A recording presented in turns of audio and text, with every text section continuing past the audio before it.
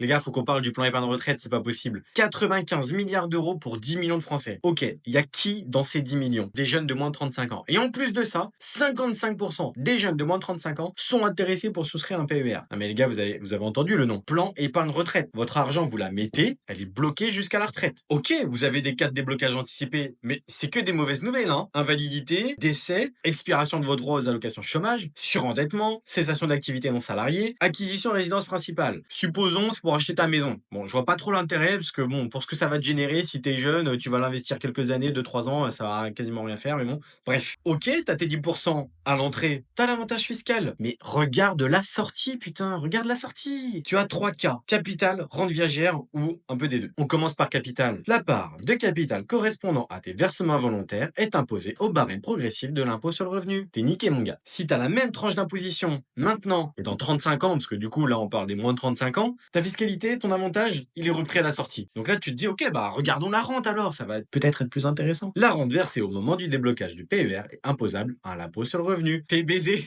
C'est la même chose. Le PER, il est intéressant si jamais tu as une TMI différente pendant tes revenus d'activité et ta retraite. Si tu passes de 30 à 11, si tu passes de 41 à 30, si tu passes de 45 à 41 ou même à 30, je sais pas, là c'est intéressant. Mais là t'as moins de 35 ans, qu'est-ce que t'en sais? Mets-moi cette thune sur un PEA, investis correctement, mets des ETF et du stock picking, ce que tu veux, je m'en fiche. Mais pas sur un PER.